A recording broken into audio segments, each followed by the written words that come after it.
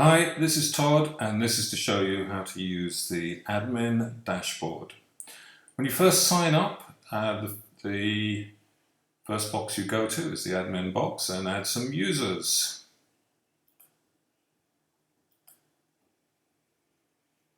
Very straightforward, just add the first and last name and their email address, their contact number. The country code will be automatically populated. Probably the two types that you will add most are inspector, so that's the person with the app carrying out the inspections out in the field or on the floor. An admin who is somebody who is working with you on this dashboard.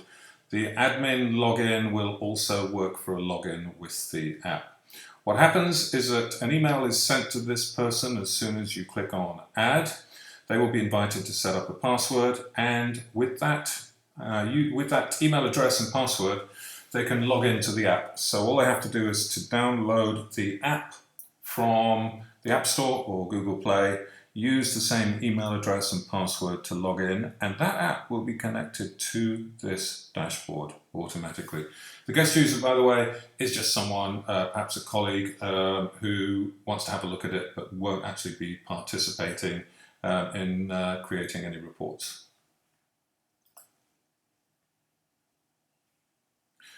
You can see all of the users on the system here and manage them from there.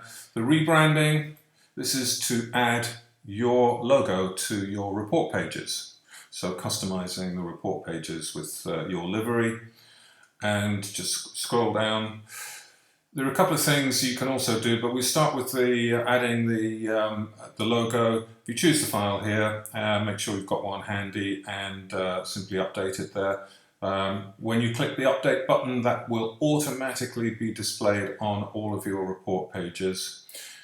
One other thing here that you really need to do if you're using this for upselling, which is to add your terms and conditions and privacy policy here. So copy and paste your terms and conditions and privacy policy. When your customer receives a quote to do some works or repairs, they click on accept and they're placing an order with you, and at that point they need to have the option to see your terms and conditions and privacy policy, and that's when there is a link which they can click on to see them, but that will only work if you have uploaded your T's and C's and privacy policy here. It's not mandatory. I thoroughly recommend that you do it.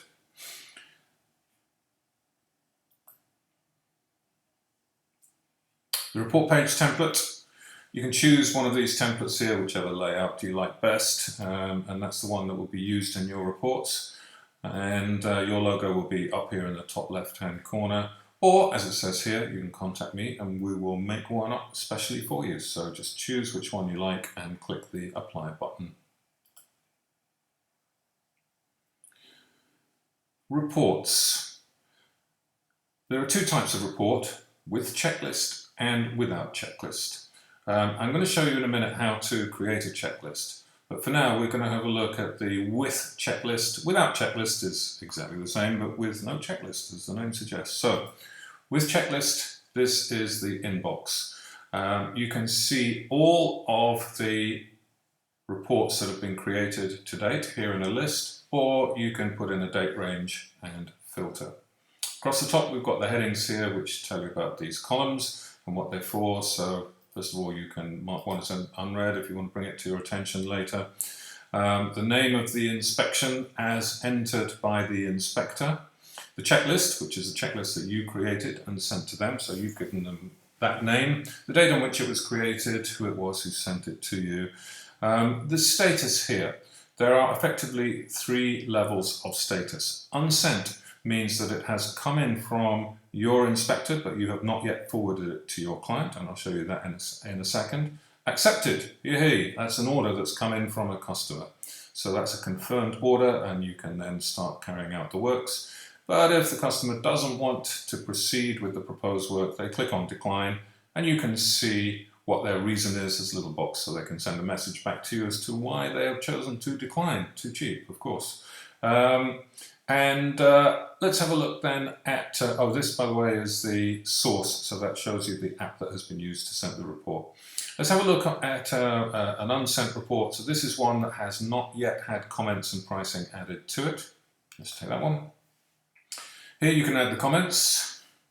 This is where you describe the works that you're proposing to carry out. So if it's a vehicle that's in for an insurance job, the agreed works for the insurance job are a separate issue. What we're looking at here is any additional works which are not part of the insurance claim. So first of all, it does differentiate between what is and what isn't included in the claim, and it does make sure that that customer cannot demand that that damage should be repaired as part of the claim. So it's going to save on arguments there.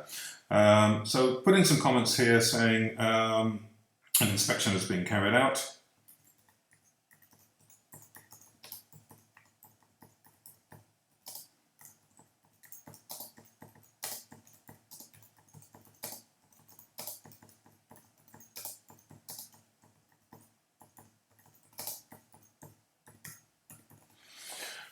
And you can go into as much detail as you want here. Put in a price for the additional works.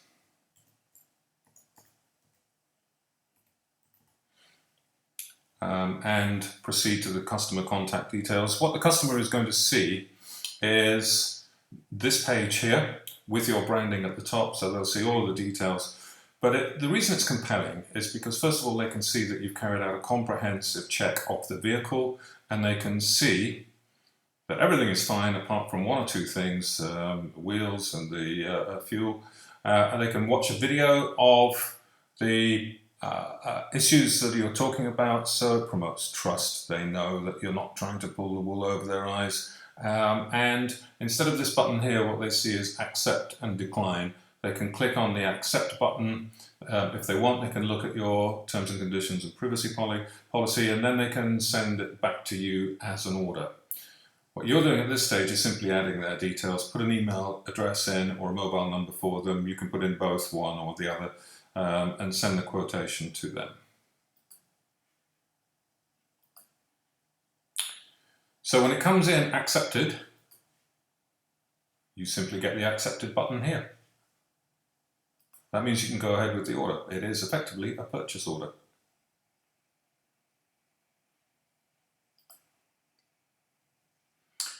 Checklists. Let's have a look at checklists and how you create a new checklist. You give it a name.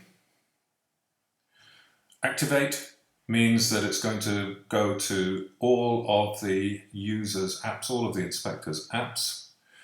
You then can give it subheadings. So for example, for a vehicle inspection, you might have two subheadings. One would be exterior, the other one would be interior.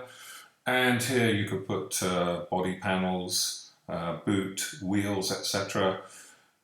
If you want to give a bit more detail on what should be inspected, just put it in this box here, so that's going to help the inspector understand what it is you want them to do. And if you want to ensure that they do take a video of this item, just default that, and that comes through to them as defaulted. That tells them they must take a video of that particular item. Otherwise, they're only going to take a video of any items that have any damage or need to be reported in some way. So you can then create another subheading, create more items, and just go on with the checklist with as many subheadings and items as you want until you've finished. You then click on Save. And because this is already activated, when you click Save, it will automatically go to all of your inspectors' apps. You can also switch or activate or deactivate the checklists from here. So this one is currently active on all apps.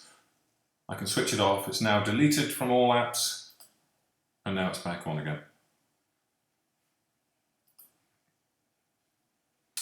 And report recipients. This is not for easy upsell users.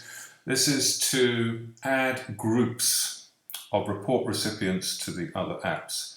So when the apps are being used for inspection purposes and not for upselling, there's a need to send that inspection directly to certain individuals, probably colleagues, possibly customers. So you can create the groups here, forward them to the apps, and that means that the inspector, rather than having to enter individual email addresses or mobile phone numbers, they can simply click on a group and everybody within that group will receive that report. So those groups are managed from here within admin.